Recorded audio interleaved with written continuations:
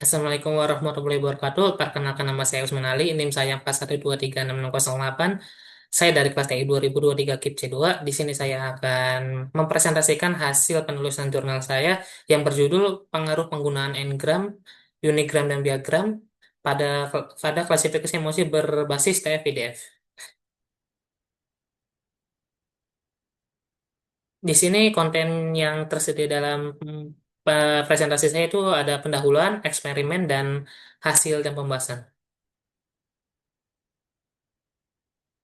Berikut saya akan menjelaskan bagian pendahuluan.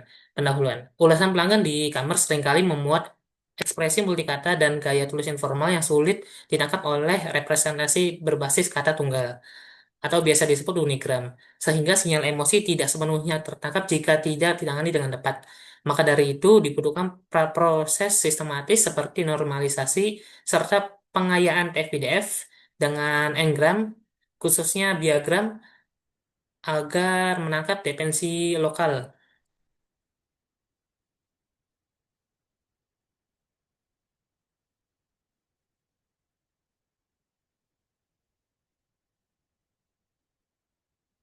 Tinjauan mutakhir menunjukkan n-gram tetap relevan pada teks pendek syarat selang atau UOV dan optimalisasi TF-IDF plus n-gram dapat meningkatkan akurasi.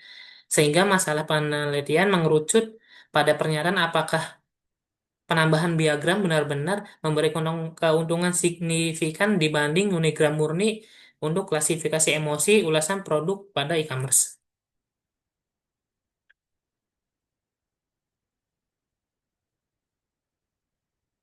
Berikut saya tampilkan label distribusi dataset. Di sini terjadi ketimpangan dataset di mana untuk atribut Anger itu hanya memiliki 699 data, sedangkan Happy di sini paling jomplang memiliki 1770 data. Di sini tertampilkan kalau diagram alur dan eksperimen. Di sini proses pertama adalah data collection. Di sini saya mengambil data tersebut dari GitHub. Yang GitHub tersebut dijelaskan bahwa saya pemilik dataset ini melakukan scraping dari aplikasi jual beli online, yaitu platform Tokopedia secara menggunakan scraping. Di sini total datasetnya ada 5.400 dataset dan nanti kita akan menggunakan split data 80/20. 80 untuk data training, 20 untuk data testing. Selanjutnya itu tahap pra-processing. Di sini sebelum untuk langkah lebih lanjut, kita harus menormalisasikan data teks. Di, di pra-processing itu ada normalisasi, tokenisasi, stop word, terus stemming sama normalisasi huruf berulang seperti kayak ada gitu. Terus selanjutnya ada future extraction. Di sini future extractionnya berhubung unigram dan diagram, jadi kita menggunakan 1,2 dan sublainernya TF. Eh, Selanjutnya model training. Di sini saya menggunakan model klasifikasi logistik regression dengan menggunakan item parameter tambahan yaitu balanced agar datasetnya tidak tidak apa sih berat timpang sebelah. Selanjutnya itu proses tuning atau disebut CV dan langkah terakhir ada evaluasi yaitu menampilkan hasil akurasi terus makro V1 terus wake V1 sama classification report dan confusion metric.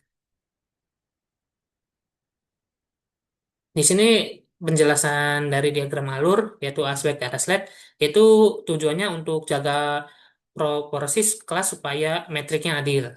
Terus factorize TF-IDF 1/2 agar mengatasi ketidakseimbangan kelas dan konvergen sama klasifikasi log, logistic regression itu dan metrik dan output. Di sini menunjukkan hasil bahwa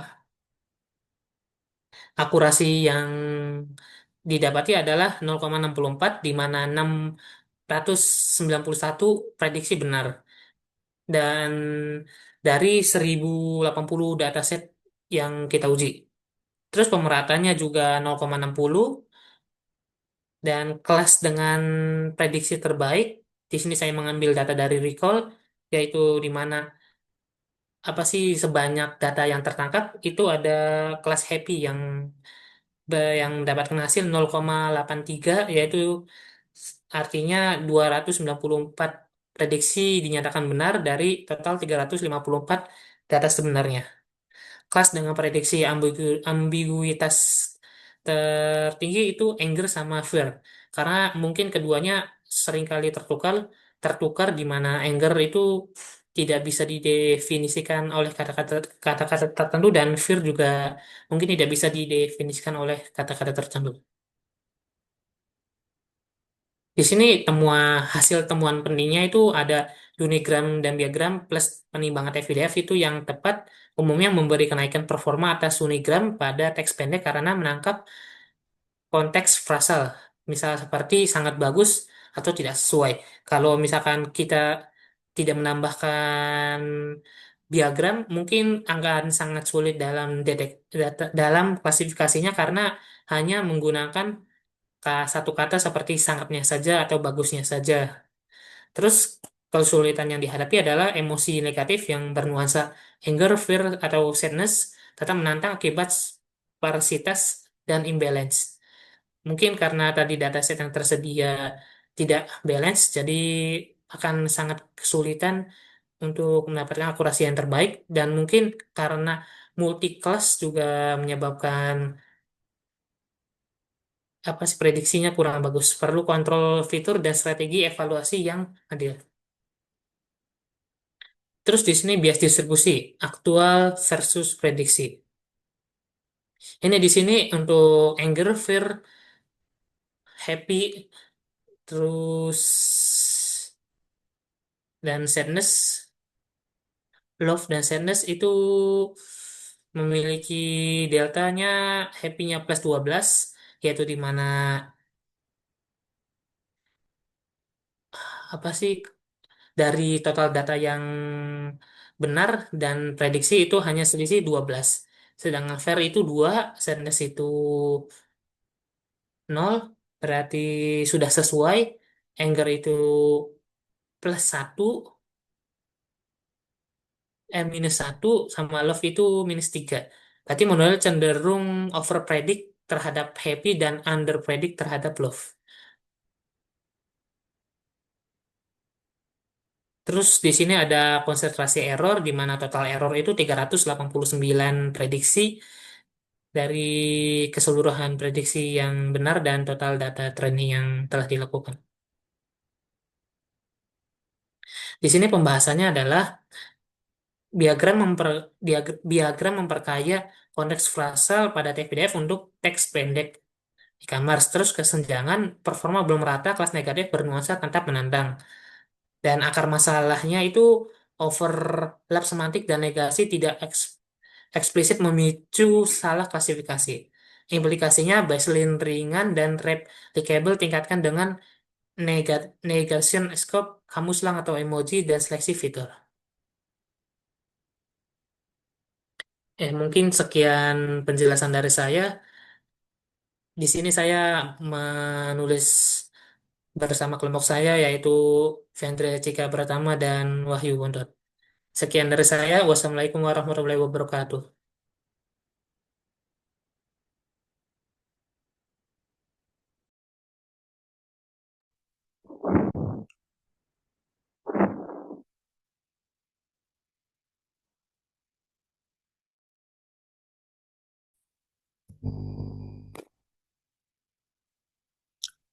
Assalamualaikum warahmatullahi wabarakatuh. Perkenalkan nama saya Wahyu Bontot dengan NIM 41236609. Di sini saya akan mempresentasikan hasil jurnal ya, yaitu judul penggunaan kombinasi teknik ADA, SDN, dan Tomex Links dalam meningkatkan akurasi klasifikasi emosi pada ulasan produk e-commerce. Untuk penulis yaitu dari Usman Ali dan Fiandre Cika Baratama. Untuk pendahuluan kontribusi utama dari penelitian ini adalah mengimplementasikan dan menganalisis secara mendalam kombinasi teknik ADS-EN dan Tomek Links untuk mengatasi ketidakseimbangan data pada dataset ulasan pelanggan berbahasa Indonesia. Melalui eksperimen ini kami menunjukkan bahwa pendekatan hibrida ini tidak hanya menyeimbangkan distribusi kelas, tetapi juga meningkatkan performa model klasifikasi secara signifikan, terutama pada matriks recall untuk kelas minoritas. Hasil ini membuktikan bahwa kombinasi ADASDN dan Tomax Link menjadi solusi yang lebih andal dibandingkan metode oversampling tunggal, menghasilkan model yang tidak bias dan mampu mengidentifikasi ulasan negatif secara lebih akurat. Dengan tujuan mengkaji penerapan teknik oversampling, ada, ada adaptive sintetik dan undersampling Tomic Link secara berurutan untuk mengatasi masalah ketidakseimbangan data dalam klasifikasi sentimen. Dataset yang digunakan adalah ulasan pelanggan berbahasa Indonesia yang memiliki distribusi kelas yang tidak seimbang antara sentimen positif, yaitu dengan data 2020 2.277 data, dan negatif dengan 643 data. Praproses data dilakukan melalui case folding, penghapusan karakter, non-alphanumeric, stemming, dan software removal.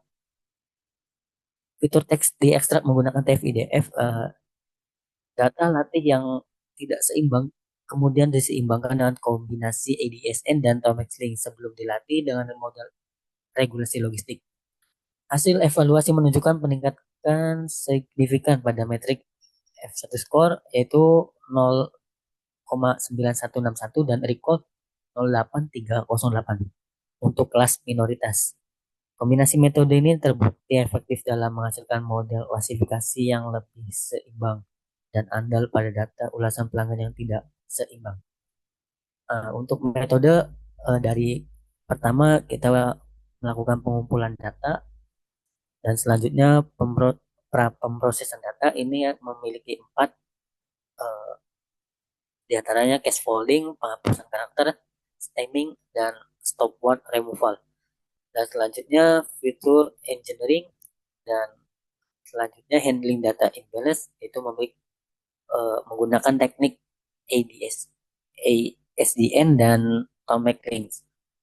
Lalu klasifikasi model dan dilatih juga evaluasi. Nah, untuk pembahasan eksperimen ini berhasil membuktikan bahwa kombinasi teknik ADSEN dan Tomek Links merupakan pendekatan yang efektif untuk mengatasi ketidakseimbangan kelas pada dataset klasifikasi sentimen. Bekerja dengan menghasilkan sampel baru di dekat sampel kelas minoritas yang sulit untuk diklasifikasikan. Berbeda dengan smooth yang membuat sampel baru di antara dua sampel yang ada. Ini membantu model belajar lebih baik dari kasus-kasus sulit. Sementara itu, Tomek Link bekerja dengan menghapus pasangan sampel yang merupakan tetangga terdekat, tapi berasal dari kelas yang berbeda, yang secara efektif membersihkan batas keputusan dan mengurangi noise pada data. Untuk solusi data tidak seimbang yang seperti tadi dibahas, itu cuma kita menggunakan dua teknik, yaitu ADSEN dan Tomek Link. Kesimpulannya, model yang dilatih dengan kombinasi ADSDN dan Tomek Link menunjukkan performa yang seimbang. Untuk kelas negatif, untuk melihat seberapa baik model dalam memprediksi ulasan negatif, metrik ini relevan daripada akurasi total karena ketidakseimbangan data. Klasifikasi sentimen pada data yang tidak seimbang, peningkatan signifikan pada recall dan minoritas membuktikan bahwa model tidak lagi bias terhadap kelas mayoritas. Hasil penelitian ini dapat menjadi referensi untuk mengatasi masalah ketidakseimbangan data di bidang lainnya. Nah, untuk daftar pustaka mungkin cukup. Terima kasih. Assalamualaikum warahmatullahi wabarakatuh.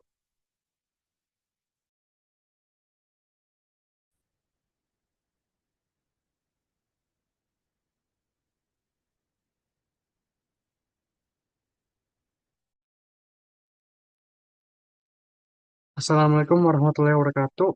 Perkenalkan, saya Vendra Cikawartama dari kelas TI 2023 KIP C2 dengan NIM 41236616. Di sini saya akan mempresentasikan penelitian yang saya buat yaitu pengaruh balancing dataset dan optimasi n-gram TF-IDF terhadap kinerja multinomial naive Bayes pada klasifikasi emosi teks berbahasa Indonesia. Pada penelitian kali ini saya lakukan karena saya melihat adanya permasalahan dalam klasifikasi emosi berbahasa Indonesia khususnya terkait ketidakseimbangan dataset dan representasi teks yang kurang optimal.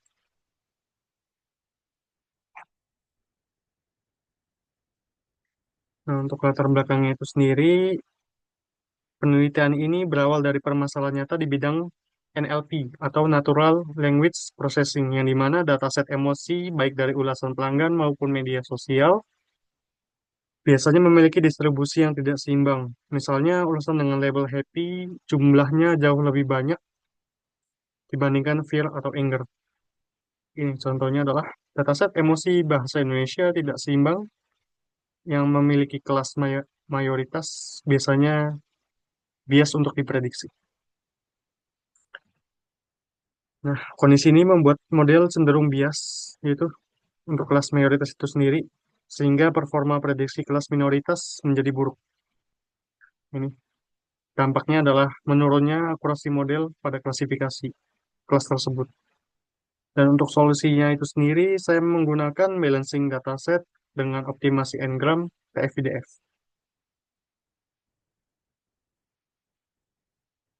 Nah, di sini saya,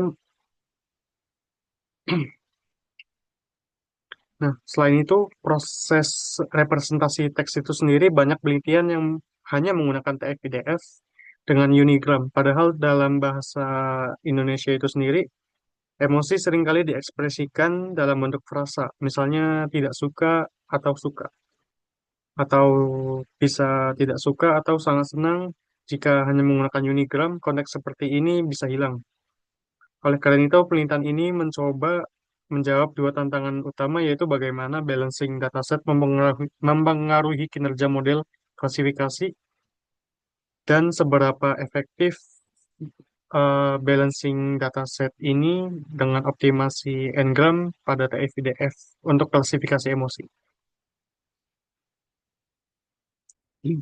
Untuk tujuan penelitian kali ini, saya menggunakan, untuk tujuan penelitian ini ada tiga, yaitu yang pertama mengevaluasi pengaruh balancing dataset terhadap multinomial naive Bayes, yang kedua itu mengoptimalkan parameter TF-IDF berbasis n-gram, yang ketiga mengintegrasikan balancing dan tuning untuk model terbaik. Nah, di sini saya menggunakan dua pendekatan terbaik yang sudah saya lakukan, yang diharapkan model lebih akurat dan seimbang dalam mengklasifikasi emosi teks berbahasa Indonesia. Selanjutnya ada metodologi. Metodologi. Untuk metodologi itu sendiri, dataset ini mempunyai 5.400 ulasan pelanggan dengan 5 label, yaitu happy, sadness, fear, love, dan anger. Dan untuk langkah-langkah yang saya lakukan di dalam penelitian ini ada pre-processing text yang di dalamnya ada case folding, yaitu di mana semua teks diubah ke huruf kecil. Kata bahagia dan bahagia dianggap sama. Untuk cleansing, menghapus karakter yang tidak relevan seperti angka, tanda baca, dan seterusnya. Untuk tokenizing itu sendiri memecah kalimat menjadi kata-kata. Contohnya saya bahagia sekali menjadi saya, bahagia sekali. Dan untuk stop word removal itu sendiri menghapus kata umum yang tidak membawa makna emosi seperti kata sambung. Contohnya yang, dan, di, atau masih banyak lainnya. Dan selanjutnya yaitu stemming. Pada preprocessing teks ini saya menggunakan stemming juga untuk mengubah kata ke bentuk dasarnya menggunakan stemmer sastrawi. Ya, dengan contoh seperti menyukai menjadi suka dan disukai menjadi suka juga. Atau melakukan menjadi lakukan.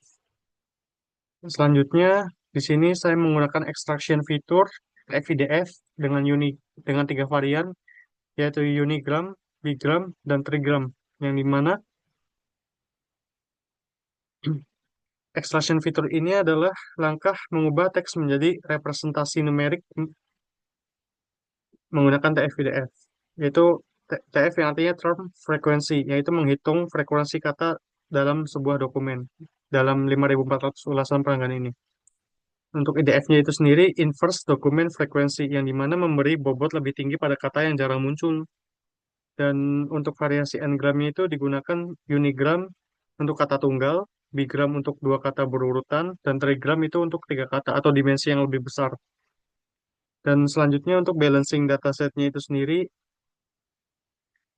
karena dataset awal tidak seimbang, kelas happy lebih dominan, sementara vir sangat sedikit, itu saya menggunakan dua teknik, yaitu oversampling dan undersampling. Oversampling itu di mana kita mengandalkan data minoritas agar jumlahnya mendekati mayoritas.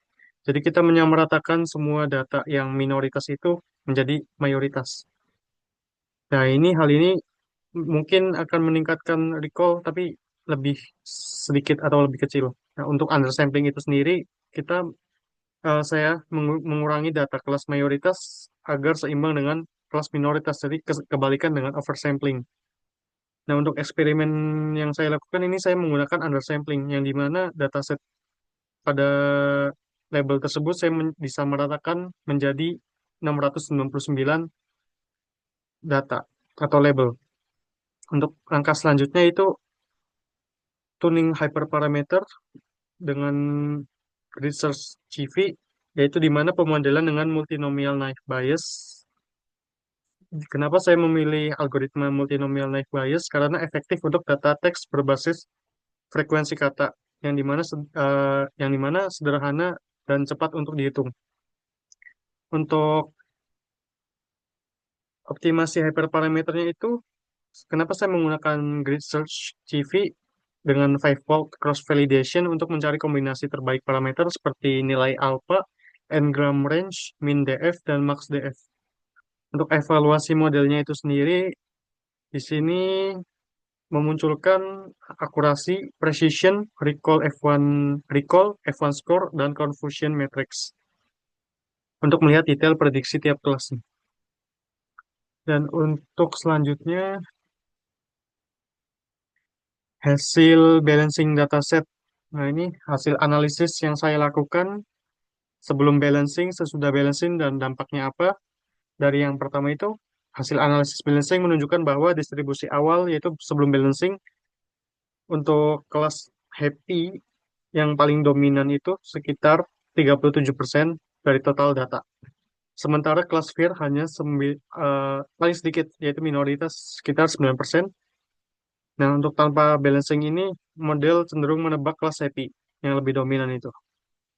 Nah, setelah atau sesudah balancing, semua kelas menjadi seimbang setelah dilakukan balancing dengan oversampling. Tapi di sini saya menggunakan undersampling. Nah, ini untuk undersampling itu disamaratakan menjadi kurang lebihnya itu 500, saya menjadi 699, dan untuk oversampling sekitar 1.500 sampel untuk tiap masing-masing kelasnya. Setelah dilakukannya balancing, dampaknya adalah recall tiap kelas minoritas meningkat secara signifikan, yaitu fear recall-nya meningkat secara signifikan. Untuk makro F1 score-nya itu naik dari 78,5% menjadi 83,2%. Yang dimana saya jelaskan makro F1 score meningkat tersebut membuktikan bahwa balancing dataset sangat berpengaruh terhadap kinerja model. Nah, namun untuk menjaga fairness dalam eksperimen tersebut, saya menyamaratakan semua label menjadi undersampling atau kelas minoritas agar distribusi datanya benar-benar seimbang. Jadi saya menggunakan undersampling. Selanjutnya, nah ini untuk hasil optimasi TF-IDF N-gramnya itu sendiri. Di sini hasil uji coba pada varian N-gram itu sendiri menunjukkan bahwa Unigram sebagai baseline kurang mampu untuk menangkap konteks emosi karena hanya melihat kata tunggal untuk Unigram itu sendiri. Kenapa kurang mampu? Karena akurasi yang didapat adalah akurasinya rendah dan terdapat bias. Dan selanjutnya, Bigram di sini memberikan hasil terbaik. Kenapa memberikan hasil terbaik? Karena mampu merepresent karena Bigram itu sendiri karena Bigram itu sendiri mampu merepresentasikan frasa seperti tidak suka atau sangat senang atau sangat bahagia yang mempunyai makna emosional yang lebih jelas. Ini di mana di sini dikatakan menangkap konteks frasa. Contohnya tidak suka, yaitu seperti tadi yang saya contohkan. Nah, di sini untuk trigramnya itu sendiri, varian trigramnya itu sendiri justru menurunkan performa karena dimensinya terlalu besar. Dimensinya terlalu besar dan menyebabkan data menjadi sparse atau jarang terisi. Hal ini sesuai dengan fenomena curse of dimensionality yang dimana dengan kata lain, semakin tinggi n-gramnya, semakin banyak noise yang muncul. Ya ini menyebabkan performanya tidak stabil. Nah, untuk hasil optimasi terbaik didapat pada konfigurasi Bigram dengan konfigurasinya ini. Dengan alpanya itu 0,5, dengan min DF-nya itu 2, dan maksimal DF-nya itu 0,8. Oke, selanjutnya. Untuk hasil evaluasi modelnya itu sendiri, dengan kombinasi balancing dataset dan optimasi Bigram, hasil evaluasi menunjukkan performa yang sangat signifikan atau cukup baik. Di sini saya mendapatkan akurasi sekitar 86%, macro precision-nya 85%, macro recall-nya itu 84%, dan macro advance score-nya 84%. Nah, untuk analisis confusion matrix menunjukkan bahwa recall, class fear, dan anger itu meningkat signifikan setelah balancing. Namun, love dan sadness masih sering tertukar karena eh, kedua kosakata ini masih banyak yang mirip atau lebih tumbang tindih, jadi sama gitu. Jadi untuk memprediksi lebih dalam lagi kita perlu fitur semantik, fitur semantik. Oke, selanjutnya pembahasan dari hasil tersebut dapat saya simpulkan beberapa hal, yaitu seperti yang pertama itu balancing dataset efektif mengurangi bias kelas mayoritas, yang dimana terbukti mampu mengurangi bias model terhadap kelas mayoritas sehingga recall dari kelas minoritas meningkat. Untuk yang kedua, Bigram lebih baik karena menangkap konteks rasa emosi. Penggunaan Bigram pada TF-IDF sangat efektif dalam menangkap konteks rasa emosi yang berekspresi emosional pendek. Yang penting yang dibandingkan dengan unigram atau trigram. Yang ketiga, undersampling menjaga proporsi tetapi data berkurang. Nah, ini menyebabkan potensi kehilangan informasi. Yang dimana di sini tidak memberikan hasil optimal karena masalah sparsity dan beban komputasi yang tinggi atau karena datanya disamaratakan menjadi under yaitu di bawah rata-rata kelas minoritas, mungkin potensinya adalah kehilangan informasi. Nah, yang keempat itu masih ada error di kelas dengan kosakata mirip love versus sadness, yang dimana masih ada overlap kosakata pada dua kelas tersebut. Yang hal ini menunjukkan keterbatasan TF-DF yang hanya berbasis frekuensi kata tanpa memahami kata semantik. Selanjutnya, kesimpulan kesimpulan pada penelitian kali ini saya rangkum pada yang pertama adalah balancing dataset meningkatkan performa klasifikasi dengan mengurangi bias kelas mayoritas, yaitu dengan menggabungkan dua pendekatan, yaitu balancing dengan optimasi n-gram ke FIDF, meningkatkan performa multinomial naive bias secara signifikan. Yang kedua, Bigram terbukti paling optimal. Kenapa Bigram dikatakan terbukti paling optimal? Yaitu di mana Bigram pada TF-IDF adalah konfigurasi paling optimal untuk teks bahasa Indonesia dalam konteks klasifikasi emosi pada penelitian saya. Yang ketiga, kelas minoritas berhasil ditingkatkan recall dan advance score-nya. Pada kombinasi ini, balancing dan optimasi engram mampu meningkatkan metrik makro sehingga model menjadi lebih adil untuk semua kelas. Kelas minoritas berhasil ditingkatkan. Maka dinyatakan kelas minoritas berhasil ditingkatkan. Untuk selanjutnya itu masalah overlapping kosakata masih perlu ditangani, seperti love dan sadness tadi. Untuk saran selanjutnya, mungkin untuk penelitian selanjutnya adalah saya menyarankan beberapa hal, yaitu coba metode balancing lain seperti S-mode atau Adasin. Yang kedua itu gunakan word embedding seperti what to fact, fast text untuk semantik. Yang ketiga itu bandingkan dengan model lain seperti algoritma SVM, LF, atau deep learning. Yang keempat itu perlu dataset lebih besar atau beragam agar lebih general dan unggul. Oke, mungkin nah ini untuk selanjutnya adalah yang menulis penelitian atau menyusun jurnal ini ada 3 orang, yaitu saya sendiri, Fenriska pertama, yang kedua itu Wahyu Bontot, dan yang ketiga Kusman Ali. Oke, mungkin demikian presentasi penelitian saya. Kurang lebihnya mohon maaf. Penelitian ini saya penelitian ini menunjukkan betapa pentingnya kita memperhatikan kualitas data dan representasi fitur teks, bukan hanya algoritma, dalam membangun model NLP yang akurat dan adil. Terima kasih atas perhatiannya. Wassalamualaikum warahmatullahi wabarakatuh.